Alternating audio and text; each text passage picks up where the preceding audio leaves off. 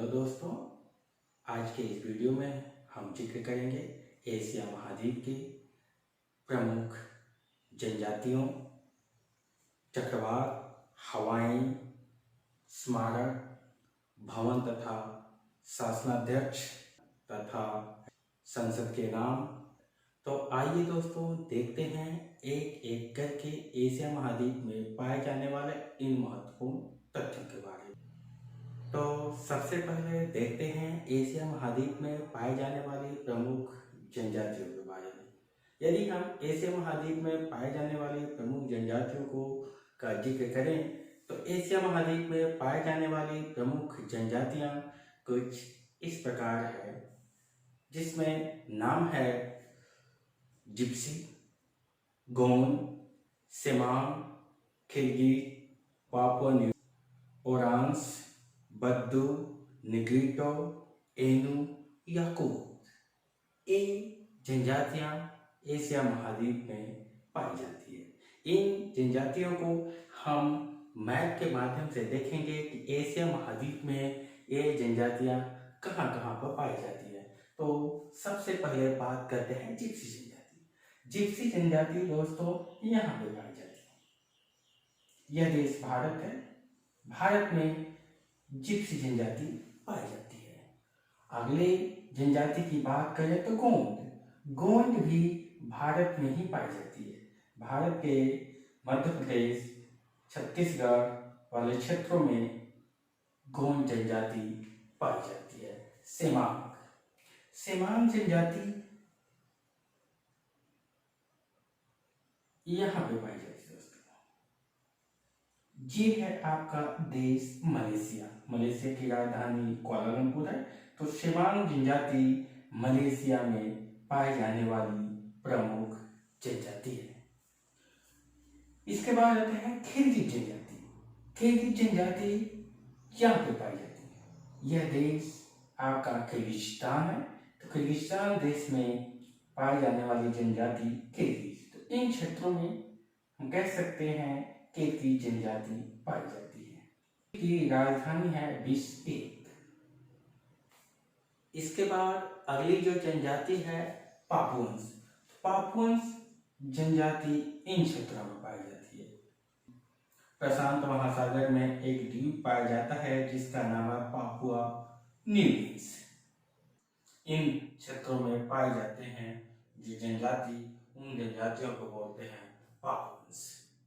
Ouran, Ouran जनजाति Asia महाद्वीप के अंडमान निकोबार क्षेत्रों में पाई जाती है। ओरांस जनजाति ये है बंगाल की खाड़ी में कुछ भारतीय क्षेत्र के अंतर्गत आने वाले द्वीप हैं अंडमान निकोबार। इन क्षेत्रों में पाए जाने वाली जनजाति का नाम है ओरांस। इसके बाद बात करते हैं बद्दू जनजाति। बद्दू, बद्दू जनजाति मुख्य रूप से इन क्षेत्रों में ये अरेबियन पेनिनसुला है। अरेबियन पेनिनसुला विश्व का सबसे बड़ा पेनिनसुला या हम प्रायद्वीप कह सकते हैं। अरेबियन या अरब का प्रायद्वीप जिसमें मुख्य रूप से पाए जाने वाली जनजाति है, उस जनजाति का नाम है बद्दू। बद्दू जनजाति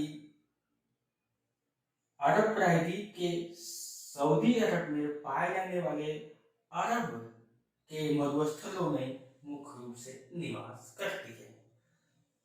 इसके बाद जिक्र करते हैं तो जनजाति में आते हैं निग्रिटो जनजाति, जो कि मुख्य रूप से इन क्षेत्रों में पाई जाती है। इन क्षेत्रों में दक्षिणी पूर्वी एशिया में, एशिया के दक्षिण और पूर्वी क्षेत्रों में पाई जाने वाली जनजाति निग्रिटो। इस तरीके की जनजाति आप देख सकते हैं, कुछ मिल सकती है थाईलैंड की क्षेत्रों में, दक्षिणी पूर्वी एशिया में। तो यहाँ पे पाई जा सकती है निग्रिटो जनजाति। एनू, एशिया महाद्वीप में पाई जाने वाली एक प्रमुख जनजाति का नाम एनू। एनू जनजाति यहाँ पे। जापान, 4 द्वीपों के समूह से बना जापान यहाँ पे पाई जाती है आपके एनु जनजाति। तो कई बार प्रश्न इस तरीके से आए हुए हैं कि एनु जनजाति किस देश में या किस महाद्वीप में पाई जाती है। तो यदि महाद्वीप का जिक्र करें तो एशिया महाद्वीप आएगा। यदि देश का जिक्र करते हैं तो जापान, जापान की राजधानी टोक्यो। याकूत, याकूत भी एक प्रमुख जनजाति पाई जाती है जो कि इन क्षेत्रों में पाई जाती है। रूस के टुंड्रा प्रदेश वाले क्षेत्रों में यहाँ पे पाए जाने वाली जनजाति को बोलते हैं याकूत। तो ये एशिया महाद्वीप में पाए जाने वाली प्रमुख जनजातियां हैं। इसके बाद हम देखते हैं एशिया महाद्वीप में आने वाले प्रमुख चक्रवातों के बारे में। चक्रवातों में नाम आता है टाइफून। प्रमुख चक्रवातों में नाम आता है टाइफून, जो कि दक्षिण चीन सागर वाले क्षेत्र में उत्पन्न होता है और ये धीरे धीरे इधर की ओर बढ़ता है। तो टाइफून जो उष्णकटिबंधीय चक्रवात है वह मुख्य रूप से चीन में आता है। टाइफून अपना प्रभाव चीन में दिखाता है। इसके बाद बात करते हैं चक्रवात। चक्रवात जो है बंगाल की खाड़ी में उत्पन्न होता है। तो यहाँ से बंगाल की खाड़ी में उत्पन्न होकर इस दिशा की ओर चलता है। तो चक्रवात अपना प्रभाव मुख्य रूप से भारतीय क्षेत्रों में दिखाता है। तो हम ये कह सकते हैं कि चक्रवात भारत में आता है और टाइफून चीन में आता है। इसके बाद अगला जो है वो है बैगुओ। बैगुओ जो है चक्रवात इन क्षेत्रों में उत्पन्न होता है, तो वो अपना प्रभाव फिलीपींस देश में दिखाता है। ये द्वीपों का समूह है, कई सारे इसमें द्वीप है। इन द्वीपों को मिलाकर एक देश बना है फिलीपींस। फिलीपींस की राजधानी मनीला और इसी फिलीपींस क्षेत्रों में बैगुओ नामक चक्रवात अपना प्रकोप या प्रभाव दिखाता है। इसी क्रम में आगे बढ़ते हुए देखते हैं एशिया महाद्वीप में बहने वाली प्रमुख स्थानीय हवाएं। एशिया महाद्वीप में बहने वाली प्रमुख स्थानीय हवाएं हैं नॉर्वेस्टर, लू, समून, बुरान, काल वैसाखी, यामो, पुरगा। ये प्रमुख हवाएं जो है एशिया महाद्वीप में बहती है। तो हम एशिया महाद्वीप की इन हवाओं को किन क्षेत्रों में बहती हैं उनको देखते हैं। तो आइए सबसे पहले देख लेते हैं एशिया महाद्वीप में बहने वाली नॉर्वेस्टर हवा। नॉर्वेस्टर हवा भारत क्षेत्र में चलती है। यहाँ इन क्षेत्रों में चलने वाली हवा को नॉर्वेस्टर कहते हैं। भारतीय क्षेत्र में चलती है नॉर्वेस्टर, जो पश्चिम बंगाल वाले क्षेत्र में चलती है। दूसरी जो हवा का नाम है लू। लू भी भारतीय क्षेत्रों में ही बहने वाली प्रमुख हवा है। लू जो है आपके गंगा के मैदान क्षेत्र में चलती है, जो कि एक बहुत ही गर्म हवा है। समून, समून जो है हवा ईरान में चलती है। ये देश ईरान है, पश्चिम का देश ईरान, ईरान की राजधानी तेहरान में वाले क्षेत्रों में, इन क्षेत्रों में जो हवा चलती है उस हवा का नाम है समून। बुरान, बुरान हवा रूस तथा मध्य एशिया वाले क्षेत्र में चलती है। ईरान, इन क्षेत्रों में बहने वाली जो हवा है उस हवा का नाम है बुरान। काल वैसाखी, काल वैसाखी हवा भी भारत के असम वाले क्षेत्रों में चलती है, जिसका प्रभाव असम और पश्चिम बंगाल इन क्षेत्रों में देखा जा सकता है। यामो, यामो एशिया महाद्वीप में बहने वाली एक प्रमुख हवा है जो कि जापान, जापान में चलती है। ये जापान 4 द्वीपों का समूह, राजधानी टोक्यो। तो जापान में चलने वाली हवा का नाम है यामो। पूर्वा जो हवा है वह यहाँ पे बहती है, रूस के टुंड्रा प्रदेश वाले क्षेत्रों में। इसका मतलब ये हुआ कि इन क्षेत्रों में जो हवा पूर्वा बहती है तो इसका प्रभाव याकूत जनजातियों पर देखा जा सकता है। तो प्रश्न ऐसे भी पूछा जा सकता है कि यदि एशिया महाद्वीप के टुंड्रा प्रदेश में पाई जाने वाली प्रमुख जनजाति याकूत वाले क्षेत्रों में कौन सी हवा बहती है, तो उस हवा का नाम है पूर्वा। यह एक ठंडी हवा है। इसके बाद हम बात करते हैं एशिया महाद्वीप में पाए जाने वाले प्रमुख स्मारक, जिसमें इंपीरियल पैलेस, पेट्रा, ताजमहल, चीन की दीवार के बारे में हम। तो आइए सबसे पहले देखते हैं इंपीरियल पैलेस।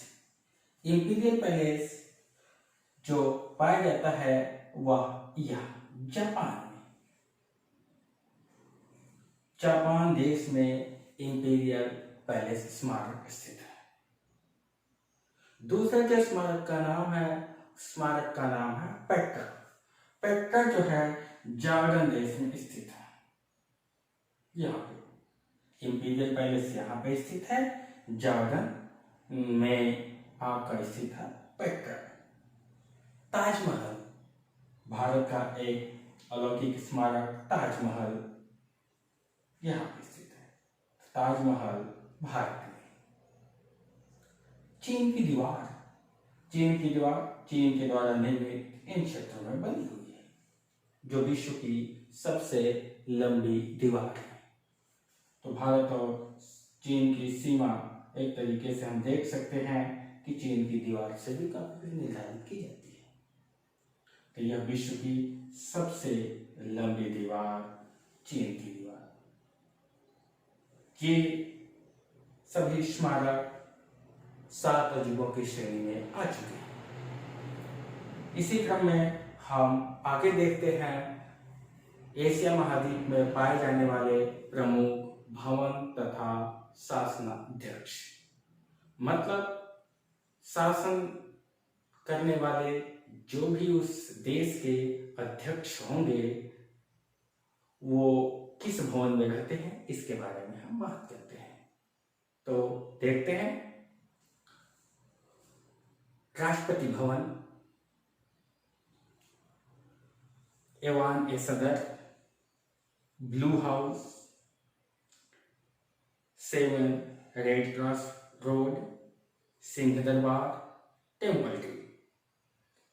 ये प्रमुख एशिया महाद्वीप में पाए जाने वाले शासनाध्यक्ष के भवनों के नाम है। तो सबसे पहले राष्ट्रपति भवन। राष्ट्रपति भवन जो है भारत के राष्ट्रपति का निवास स्थान है। एवान ए सदर पाकिस्तान के राष्ट्रपति का निवास स्थान है। ब्लू हाउस दक्षिण कोरिया के राष्ट्रपति का निवास स्थान है। 7 रेड क्रॉस रोड भारत के प्रधानमंत्री का निवास स्थान है। सिंह दरबार नेपाल के प्रधानमंत्री का निवास स्थान है। टेम्पल ट्री श्रीलंका के राष्ट्रपति का निवास स्थान है। तो हम यहाँ देख सकते हैं कि यदि हम बात करें राष्ट्रपति भवन तो आपको भारत में देखने को मिलेगा। 7 रेस कोर्स रोड भारत के प्रधानमंत्री का निवास स्थान है। एवान ए सदर पाकिस्तान, सिंह दरबार नेपाल, ब्लू हाउस दक्षिणी कोरिया, टेम्पल ट्री श्रीलंका। इस प्रकार से कई बार ऐसे प्रश्न आते हैं कि टेम्पल ट्री किस देश के राष्ट्रपति का निवास स्थान है, तो उत्तर आता है श्रीलंका। आगे हम देखेंगे एशिया महाद्वीप में संसद के नाम। एशिया महाद्वीप में देशों के प्रमुख जो संसद हैं उनको किस नाम से जानते हैं। तो आइए हम एक एक करके देखते हैं ये संसद एशिया महाद्वीप के कौन से देश के हैं। सबसे पहले शोरा। अफगानिस्तान के संसद को शोरा के नाम से जाना जाता है। अफगानिस्तान की राजधानी काबुल और यहाँ पे पाए जाने वाले संसद को शोरा कहते हैं। पार्लियामेंट। मलेशिया के संसद को पार्लियामेंट के नाम से जाना जाता है। ये देश है मलेशिया। मलेशिया की राजधानी कुआलालंपुर। तो मलेशिया के संसद को पार्लियामेंट के नाम से जानते हैं। मजलिस अल नवाब अल इराकी। ये संसद है आपके इराक की। ये देश है इराक। इराक की राजधानी बगदाद। इस देश में ये संसद पाई जाती है और यहीं से आपकी टिग्रिस नदी बहती है और इराक की राजधानी बगदाद टिग्रिस नदी के तट पर स्थित है। मेसोपोटामिया इस देश का पुराना नाम है। National assembly. National assembly Kuwait के संसद को कहते हैं। कुवैत की राजधानी कुवैत है जो खाड़ी देश का एक प्रमुख देश है। कुवैत पेट्रोलियम के लिए काफी फेमस है। तो कुवैत देश के संसद को नेशनल असेंबली के नाम से जानते हैं। इसके बाद डाइट। जापान के संसद को डाइट के नाम से जाना जाता है। डाइट इस देश के संसद को कहते हैं। जापान की राजधानी टोक्यो। 4 देशों का समूह जापान। एनु जनजाति, फ्यूजियामा ज्वालामुखी पर्वत यहीं पे पाया जाता है। नेशनल पीपुल कांग्रेस संसद इस देश का है। ये देश है चीन। चीन की राजधानी बीजिंग। यहाँ इसी देश में नेशनल पीपुल कांग्रेस संसद स्थित है। तो चीन के संसद को नेशनल पीपुल कांग्रेस के नाम से जानते हैं। पार्लियामेंट। नेपाल के संसद को भी पार्लियामेंट के ही नाम से जानते हैं। राष्ट्रीय सभा के नाम से भी जानते हैं। वहां के पार्लियामेंट को राष्ट्रीय सभा के नाम से भी जाना जाता है। तो कई बार इस तरीके का प्रश्न आया हुआ है कि राष्ट्रीय सभा किस देश के संसद को कहते हैं। तो नेपाल के संसद को राष्ट्रीय सभा के नाम से जानते हैं। भारत। भारत के संसद को संसद कहते हैं जो कि 2 भागों में बटा है। लोकसभा तथा राज्यसभा के नाम से जाना जाता है।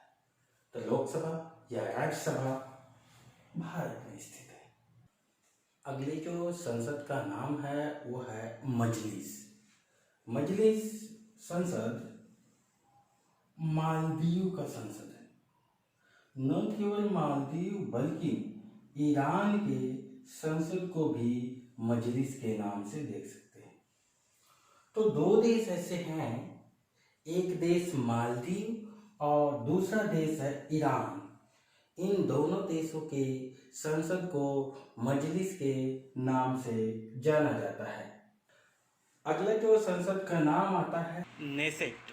इजराइल के संसद को नेसेट के नाम से जानते हैं। इजराइल एक भूमध्य सागरीय तटीय देश है जिसकी राजधानी जेरूसलेम है। पवित्र भूमि के भी नाम से जानी जाती है। तो यहाँ का जो संसद है उस संसद को नेसेट के नाम से जाना जाता है। अगले जो संसद का नाम आता है उसका नाम है युआन। युआन संसद जो है ताइवान की संसद को कहा जाता है। यह एक द्वीपीय देश है। ताइवान की राजधानी ताइपी है। तो ताइवान के संसद को युआन के नाम से जाना जाता है। अगला जो नाम आता है संसद में ड्यूमा। ड्यूमा रूस के संसद को कहते हैं। रूस के संसद को ड्यूमा के नाम से जाना जाता है। यह दुनिया का सबसे बड़ा देश है। रूस की राजधानी मॉस्को है और ड्यूमा संसद रूस में ही स्थित है। जातीय संसद। जातीय संसद बांग्लादेश की संसद को कहते हैं। बांग्लादेश की राजधानी ढाका, जहां पे हम देख सकते हैं कि इस देश की संसद को जातीय संसद के नाम से जाना जाता है। इसी क्रम में आगे जो नाम आता है त्सोंगडू। त्सोंगडू भूटान की संसद को कहते हैं। भूटान की राजधानी थिम्पू। इस देश की संसद को त्सोंगडू के नाम से जाना जाता है। तो इस वीडियो में इतना ही दोस्तों। अगले वीडियो में पुनः मिलेंगे कुछ महत्वपूर्ण तथ्यों के साथ। तो अगला वीडियो देखने के लिए सब्सक्राइब करिए हमारे channel Shri Ganesh coaching centre को। धन्यवाद।